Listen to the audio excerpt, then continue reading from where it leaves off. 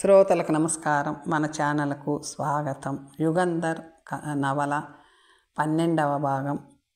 రచన ప్రసాద్ గారు. ఇతడు మరికొంతకాలం తన గుట్టు బయటకు రాకుండా తాను సంపూర్ణంగా స్థిరపడే వరకు వేచి ఉన్నట్లయితే హిందువులు పోయిన ఢిల్లీ కోటకు మళ్ళీ శాశ్వతంగా ఆక్రమించుకొని ఉండేవారే. కానీ విధి పరిహసించింది. గుట్టు రట్టయింది. తురక వజీర్ల అందరూ గ్యాసుద్దీన్ని తుగ్లక్ అని లాహోర్ ప్రాంతపు సామాన్య రైతు నాయకత్వాన కార్యక్రమాన్ని నిర్ణయించుకుని హఠాత్తుగా నసిరుద్దీన్ని హత్య చేశారు. ఫలితం గ్యాసుద్దీన్ తుగ్లక్ సుల్తాన్ అయ్యాడు.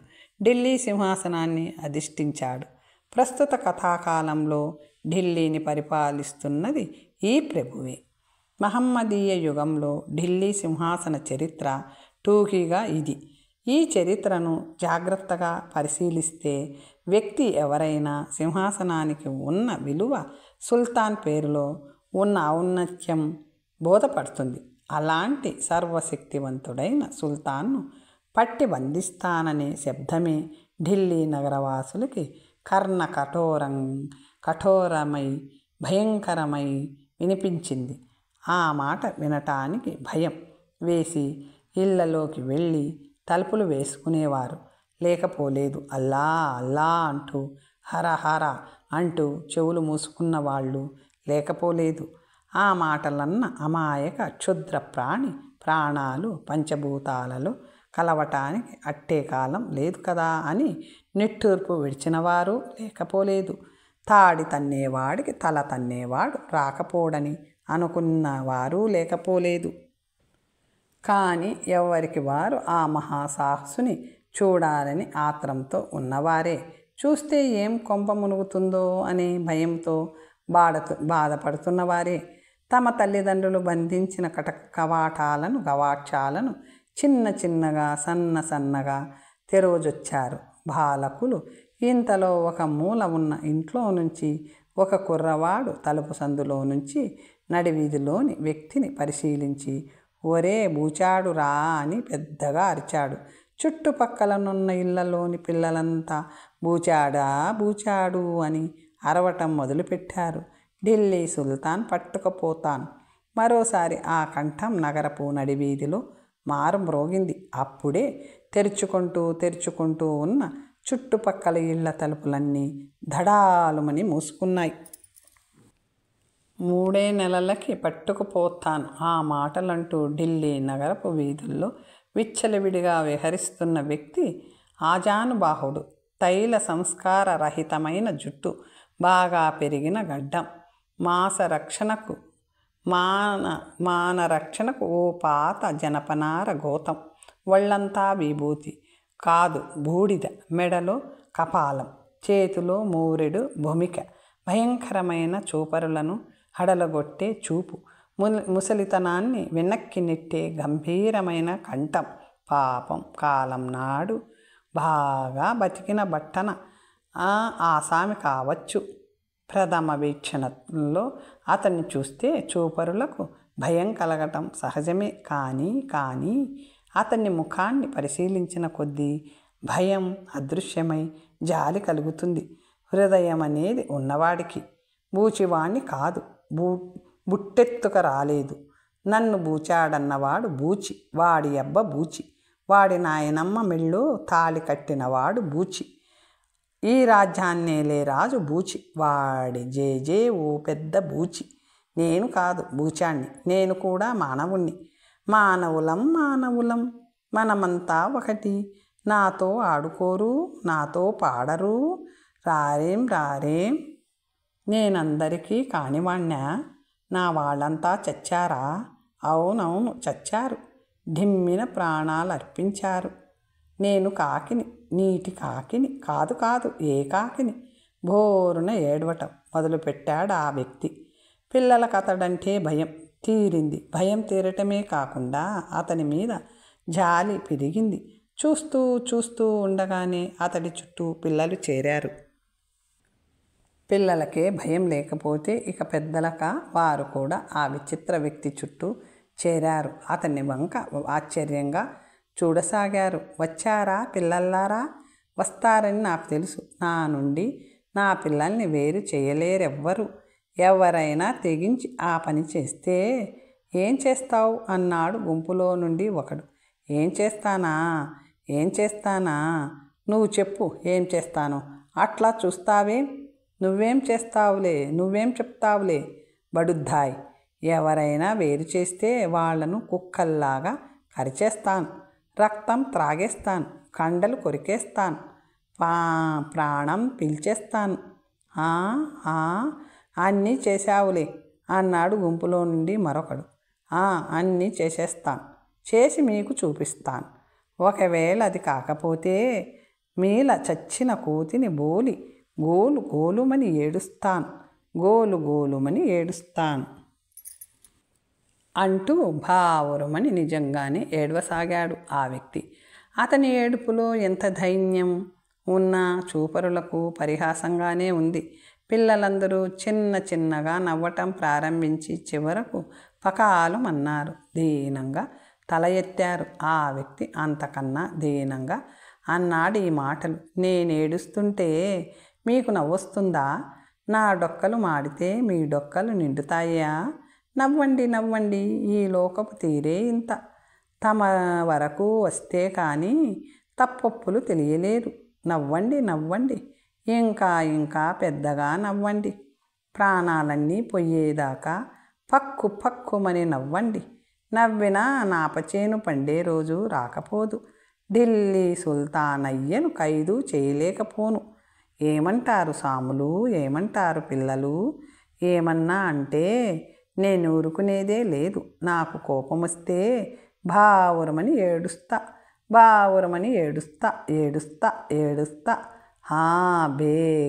బే. ఆ విచిత్ర వ్యక్తిని చూసి పిల్లలు మరింత నవ్వసాగారు. ఒకరి ఖేదం మరొకరికి మోదం. పిల్లికి చెలగాటం, ఎలుకకి ప్రాణసంగటం, సుల్తాన్ గారికి పలావ్ మీద మోజు. బలిస్తే ప్రాణాలర్పించేది కోడిపిల్ల. బెకబెకలాడే కప్ప ప్రాణాల కోసం కేరుమంటుంటే రాళ్ళు రువ్వి ఆనందించే మనసు పిల్లవాళ్ళది. అందుకే వారలా నవ్వసాగారు. గోలగోలగా. నవ్వుతారెంత నాప వెదవల్లారా? నేనిట్లా ఏడుస్తుంటే ఒక్క వెదవ ఓదార్చడే? పాపం అమాయకులు. నేనిలా ఏడిస్తే ఏమవుతుందో తెలుసా? నా కన్నీటి బొట్లు దారలై వాగులై ఏరులై యమునా నదిలో కలిసిపోతాయి. అయితే అంతటితో ఆగబోదు. ఆరంభం అవును ప్రళయం. యమునకు వరదలొచ్చేస్తాయి. మీ ప్రాణాలన్నీ పోతాయి. ఎవరోరా పాపం పిచ్చివాడు అంటూ సానుభూతి వెల్లడించాడు. అంతవరకు అతని గోడంతా వింటున్న ఓ సర్దార్ సాహెబ్. అతని మాటల్లో ఆ సాహిబ్బు కంతకన్నా మరేమీ గోచరించింది కాదు. మతిభ్రమణ చెంది మనసుకొచ్చినట్లు ప్రేలుతున్నాడనుకున్నాడు ఆ సర్దార్. అతని నోటి నుండి ఆ మాట వెలువడిందే తడవుగా. ప్రక్కన ఉన్న పిల్లకాయలంతా దివానా అని పెద్దగా అరవటం ప్రారంభించారు. చూస్తుండగానే ఆ క్షణాన్ని ఆ అపూర్వ వ్యక్తిని దివానాగా ముద్రించి వేసింది లోకం. అప్పుడే ఎవడో ఒక దివానా తెలంగి దేశం నుండి వచ్చాడని, ఢిల్లీ సుల్తాన్ పట్టుకపోతానని అరుస్తూ నగర వీధుల్లో తిరుగుతున్నాడని పట్టణమంతా ప్రాకిపోయింది. ఆ అపూర్వ దివానాను చూడటానికని నగరంలోని ప్రజలంతా కొల్లలుగా రాసాగారు. వచ్చిన వారంతా అతని చుట్టూ వలయాకారంగా చేరి దివానా అడుగో ఇడుగో దివానా అంటూ అరవటం ప్రారంభించారు. దివానా కోన్ దివానా అన్నాడు పిచ్చివాడు సౌలభ్యం కోసం. మనం కూడా పిచ్చివాడని వ్యవహరిద్దాం. థూ థూ థూ థూ అనే శబ్దం నాలుగు ప్రక్కల నుంచి గుంపులో నుంచి కొల్లలుగా వినిపించసాగింది. పిచ్చివాడొక దీర్ఘ నిశ్వాసాన్ని విడిచాడు. నన్ను పిచ్చివాడని పరిహసిస్తుంది ఈ పాడులోకం. పిరికి వాళ్లకు ప్రభుతనిస్తుంది. పనికి మాలిన వెదవల్లారా ప్రభులం అని ముందుకొస్తే గుడ్డిలోకం హారతిచ్చి గడ్డి తింటూ మసులుతుంది. పిచ్చివాడని పరిహసిస్తుంది ఈ పాడులోకం పిరికి వాళ్లకు ప్రభుతనిస్తుంది. మెదడులో ఉన్నవాడలా ఈ లోకమందున ఊడిగంబున గడపవలసిందే. మెదడు క్రిందికి జారుతూ మోకాలి ఎందున నిలిచిపోతే మంత్రులై సామంతులై సరదారులై ధరినేలుతారు. పిచ్చివాడని పరిహసిస్తుంది. ఒరేయ్ కాశీ, విన్నావురా, ఆయన పాటల్లో వేదాంతముందిరా అన్నాడు 20 సంవత్సరాల యువకుడు. అవునురా రామేశం, మనిషి పిచ్చివాడైన వాక్శుద్ధి ఉంది. ఆయన మాటలలో వేదాంతమే కాదురా, వాస్తవం కూడా ఉంది. 6 సంవత్సరాల నుంచి శీర్షాసనం వేసి సాధన చేస్తున్న మా గురువు గారికి అబ్బని వేదాంతం ఈ వెర్రిబాగుల వెంగళప్పకెలా అబ్బిందిరా? అదేరా ఆలోచిస్తున్నాను. మనిషి పిచ్చివాడిలా ఉన్న మహావేదాంతిలే అన్నాడు రామేశ్. ఓరి నా పిచ్చి కొయ్యా, ఎన్నాళ్లకు కనిపెట్టావురా నా తండ్రి అసలు విషయం. నిజంగా నేను వేదాంతినే కాకపోతే నాకు తెలిసిన యోగాలకి నేనెక్కడ ఉండేవాణ్ణో. అయితే స్వామి, మీకు ఏ యోగాలు తెలుసు? రాజయోగం, మంత్రియోగం, స్వర్ణయోగం, చావుయోగం, వాహనయోగం. ఒరేయ్, స్వర్ణయోగం కూడా వచ్చునట్రోయ్ అన్నాడు కాశీ రామేశ్వరం చెవిలో. అయితే శిష్యులుగా చేరదామా అన్నాడు రామేశ్వరం. చేరదామా ఏమిటి? నేనెప్పుడో చేరేస్తే. ఓరేయ్, నీకన్నా నేనే ఎప్పుడూ చేరాను. అయితే నేను స్వర్ణయోగం నేర్చుకుంటా, నేను రాజయోగం నేర్చుకుంటా. ముందు డబ్బుంటేనే రాజేమిటి, చక్రవర్తి కావచ్చు. రాజైతే డబ్బు దానంతట అదే నడిచి వస్తుంది. రాజైతే శత్రువుల భయం జాస్తీరా. డబ్బుంటే దొంగల భయం. మడిబట్ట కట్టమా ముట్టుకోవటానికి భయపడతాడు దొంగ.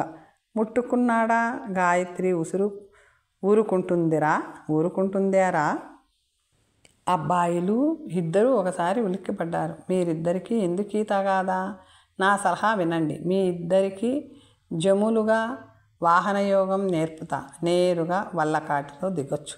అదేమిటి గురూజీ అలాగంటారు? అదేమిటి గుర్గురూజీ, క్షమించండి గుర్గురూజీ, మా తప్పు కాయండి, మమ్ము మన్నించండి. మేము మీ శిష్యులం, మేము మీ అనుంగు శిష్యులం. వాహ్ వాహ్ వా, భలే భలే, వేదవముండకు దొరికినట్లు దొరికారు. అయితే శిష్యులు ఈ యోగాలు పట్టాలంటే వేదాంతం నేర్చుకోవాలిరా. వేదాంతులకు కానీ ఇవి అబ్బవు. వేదాంతులకు అబ్బిన ప్రయోజనం లేదు. ఆ ప్రయోజన విషయం నాకు వదలండి స్వామి. ముందు ఆ వేదాంతమే నేర్పండి స్వామి. అచ్చా, అయితే నేర్చుకోండి. మరి హిందూ వేదాంతానికి పథ్యం చెయ్యాలే. రోజుకు తవ్వెడు వేరుశనగ పొట్టు మాత్రమే తింటూ యమునా నదిలో మొలలోతు నీళ్లల్లో తల క్రిందకు పెట్టి కాళ్ళు పైకెత్తి రోజుకో జాము చొప్పున వారం రోజులు తపస్సు చేయాలి. అంతేకాదు, వేదాంతం నేర్చుకోవాలంటే జ్ఞానదంతానికి మిగిలిన దంతాల పోటీ ఉండకూడదు. అందుకని ఆ ఒక్క దంతాన్ని మిగిల్చి మిగిలిన దంతాలు ఊడేలాగా లాగి చాచి దవడపళ్ళు రాలేటట్టు ఒక్కటే చెప్పటం అంటూ చెయ్యి సర్రన పైకెత్తాడు పిచ్చివాడు. కాశీరామేశ్వరం అడలిపోయారు. అయ్య బాబోయ్ అని పెద్ద పెట్టున అరిచారు. ఏం దెబ్బ తగులుతుందని భయపడుతున్నారా నాయనలారా? పోనీలే, సున్నితంగానే ఈ కంకరరాయి తీసుకుని ప్రహరిస్తాను, సరేనా? ఏం బాబా, సరేనా అనరేంరా చచ్చు పీనగల్లారా?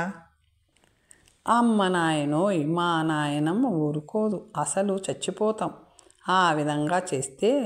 అందుకే మీకు కాస్త తురక వేదాంతం నేర్పుతాను. అలాగే గురూజీ, అలాగే. బంగారం చేయటం వస్తే నా పిల్లానికి పుట్టే పిల్లాడికి మీ పేరే పెడతా. అయితే చెప్పుకోండి అంటూ పిచ్చివాడు ఒకసారి చుట్టుపక్కల చూశాడు. జనం గుంపులు గుంపులుగా ఉన్నారు. వారిలో వజీర్లు, సర్దార్లు, సైనికులు కూడా అక్కడక్కడ ప్రజల మధ్యలో నిలబడి వినోదం చూస్తూ ఉన్నారు. గొడ్లా కాసేవాడికి గోవిందుడంటారు. చెప్పరేంరా బెర్రి కుంకల్లారా? చెప్పకపోయారో మీ శిష్యత్వాన్ని రద్దు చేసేస్తా. బంగారం లేదు, మీ బండారం లేదు.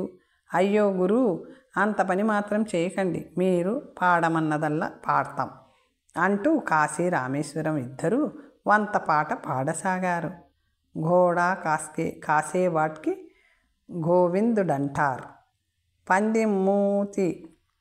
పందిమూతి వాణ్ణి పరమాత్ముడంటారు, రాయిని చూపించి దేవుడు అంటారు, చెట్టును చూపించి దేవత అంటారు, గాడిద మూతోణ్ణి గాయకులంటారు, గాడిదంటాను ఘనవైద్యులంటారు, కాట్ల కుక్కని తెచ్చి భైరవుడంటారు, ఏన్గ తలకాయ తెచ్చి విఘ్నేశుడంటారు. ఆడదాన్ని చూసి ఆదిశక్తి అంటారు, హౌ పేడ తీసి అంగట్లో వేస్తారు. మరో పాట, ఆ రాముడే మీ దేవుడైతే కోతి సాయం ఎందుకు, పాడరేంరా బడుద్దాయిలు, పాడకపోతే డొక్క చీల్చి డోలు కట్టిస్తా, ఆ రామే మీ పాడండి, మీ పీరు దగ్గర సత్యముంటే పృష్ఠమున పుల్లెందుకు, ఎదురుపాడాడు కాశీ. పిచ్చివాడికి కోపం వచ్చింది. నా పాటకు ఎదురుపాట పాడతావటరా, నా మాటకు ఎదురు మాట చెప్తావుట్రా, నేను తురక వేదాంతం బోధిస్తుంటే ఎదురు వేదాంతం చెప్తావా, చూసుకో నిన్నేం చేస్తాను, కోతిని చేసి ఆడిస్తాను, కొంగని చేసి ఎగిరిస్తాను, నాకు తిక్కరేగనే రేగదు, తిక్కరేగిందో త్రిమూర్తులు కూడా నన్ను ఆపలేరు. ఢామ్ డూమ్ పట్ పట్ అంటూ పిచ్చివాడు ఒక్క దూకు దూకాడు కాశీ మీదికి. ఒరే కాశీ, నిన్ను కాశికా విశ్వేశ్వరుడిని దగ్గరకు పంపిస్తాను అంటూ ధబీమని ఒక గుద్దు గుద్దాడు. అమ్మ బాబోయ్ అంటూ అరిచాడు కాశీ. విజయగర్వంతో పిచ్చివాడి దృష్టి గుంపులో నుంచి అప్పుడే వెళ్తున్న ఖుస్రూఖాన్ మీద పడింది. లేవలేక అమ్మా అయ్యా అంటున్న కాశీగాడి బాధ చూసి రామేశం పకపక నవ్వాడు. ఒరే రామేశం, నవ్వుతున్నావా? సరేలే, నీకో రంకు మొగుణ్ణి అంటకడతా, ఏది నా వంక చూడు అంటూ పిచ్చివాడు పక్కకు తప్పుకున్నాడు. రామేశం అటు చూశాడు. చూశావా? చూశాను. ఏం కనిపించింది? సరిగ్గా చూశావా? సరిగ్గా చూశాను. వంటి రాయి ఊరి కుచ్చి బండరాతి దెబ్బతిన్న బాహుబలుని రూపు నీవు ఎరిగున్నావా? లేదే అంటే చంపేస్తా, నరికేస్తా, పిసికేస్తా, కరిచేస్తా, లేదంటావురా? అవుననేదాకా ఎదటికి రాకు, వచ్చావో వాహనయోగం, పో. అలాగే స్వామి, మీ ప్రశ్నకు సమాధానం మా నాయనమ్మని అడిగి తెలుసుకొని కానీ మరీ రాను, ఆశీర్వదించండి గురునాథ అన్నాడు రామేశం వంగి నమస్కరిస్తూ. అలా అడుగు, ఆశీర్వదిస్తాను.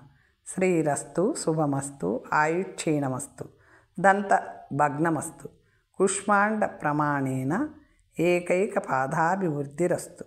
నీవి విజ్ఞాన యాత్ర సందర్భమున మీ గురువుగారు ఆశీర్వదించి ఇచ్చినది 7 జతల వెదురు బద్దలు, 2 బొంగులు, 1 చాప, 1 ధవళ వస్త్రం. పో, ఇంక కాట్లోకి వెళ్ళిన జయం నీది. పో. కొత్తగా చేరిన శిష్యులిద్దరూ వెళ్ళిపోయారు. జనం కూడా పలచబడ్డారు. పిచ్చివాడు పాడుకుంటూ బయలుదేరాడు.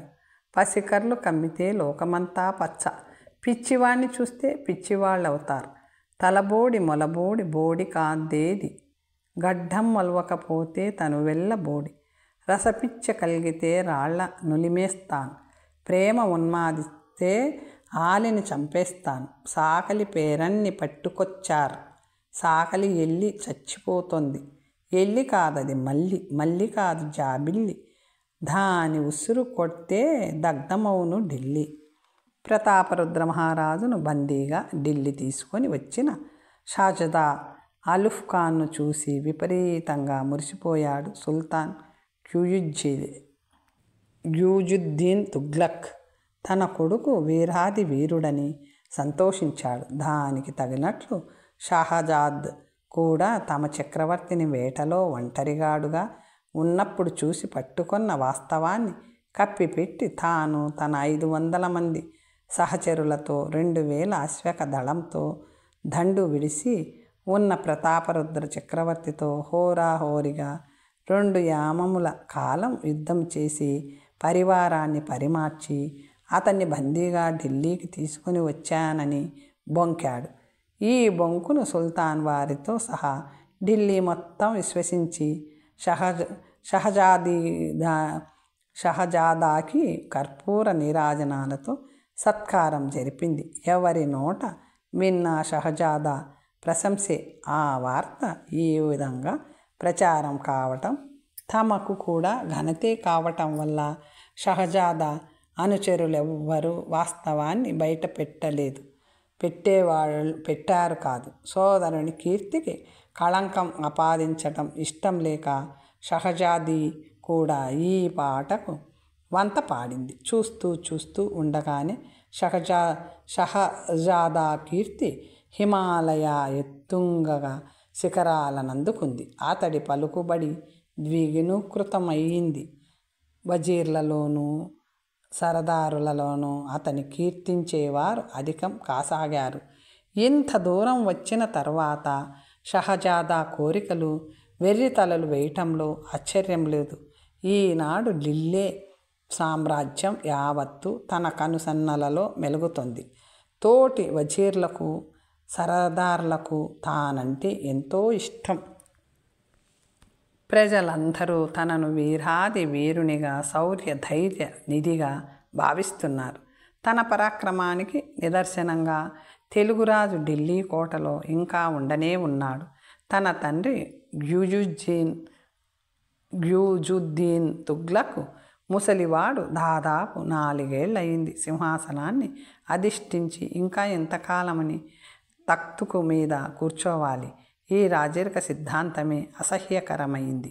ఆ సింహాసనం మీద కూర్చున్నవాడు చస్తేనే కానీ మరొకడికి దాన్ని అధిష్ఠించే అవకాశం రాదు. యువతలివాడు ఎంత శక్తివంతుడైనా అయితే వాడు ఎదుటివాడు కోరుకున్నప్పుడల్లా చస్తాడా? చావడు. అందుకోసం వాణ్ణి హత్య చేయాలి. రెండవ కంటికి తెలియకుండా అది చేత కాకపోతే విపుల సైన్యాన్ని సమకూర్చుకొని యుద్ధం చేయాలి. వాణ్ణి పారద్రోలాలి.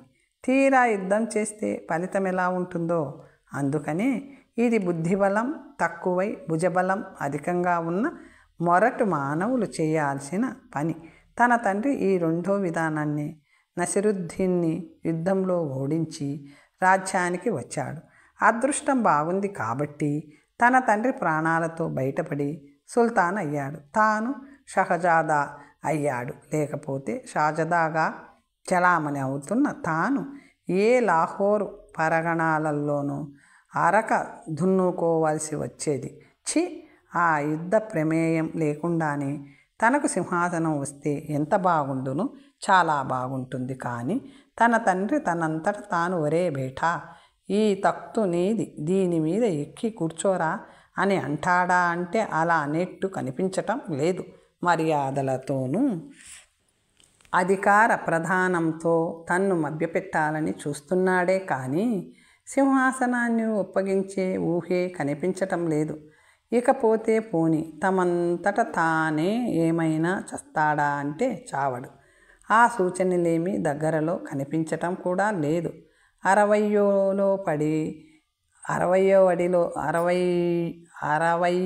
వడిలో పడ్డ మనిషి మాత్రం దృఢంగా ఉన్నాడు.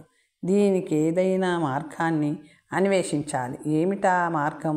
ఇంతవరకు ఢిల్లీలోని అన్ని రకాల అధికారులలోనూ తన పలుకుబడి విపరీతంగా ఉంది నిజమే. కానీ సుల్తాన్ వారికి ఎదురు తిరగాల్సిన అవసరం వచ్చేసరికి ఎంతమంది అందుకు సంసిద్ధులై తన ప్రక్కన ఉంటారో తేల్చుకోవాల్సిన అవసరం ఎంతైనా ఉంది. ఆ మాటకొస్తే తనను అనుక్షణం కొలిచేవారిలో అవసరానికి ఎంతమంది విశ్వాసపాత్రులో కనీసం సలహా అడిగి ఆంతర్యం విప్పి చెప్పటానికి ఒకడైనా ఉన్నాడా లేదా అనేది ఒక పెద్ద సమస్యగా రూపొందింది షహజాదాకు.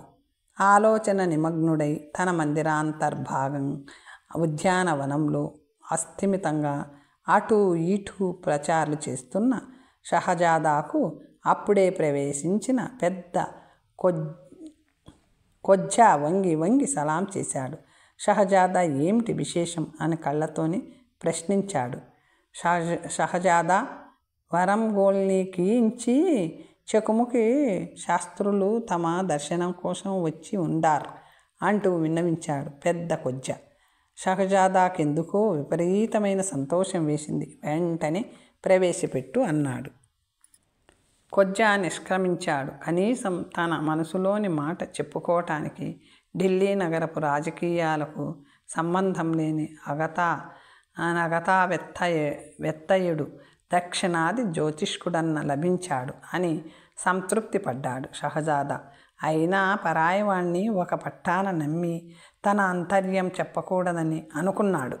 ఇంతలో చెకుముకి శాస్త్రి విజయోస్తు షహజానా, అలుఫ్ ఖాన్ సరదార్ విజయోస్తు అంటూ ప్రవేశించాడు ఉద్యానవనంలోకి. జోష్యులు భాయిని చూడగానే అలుఫ్ ఖాన్కి పరమ సంతోషమైంది.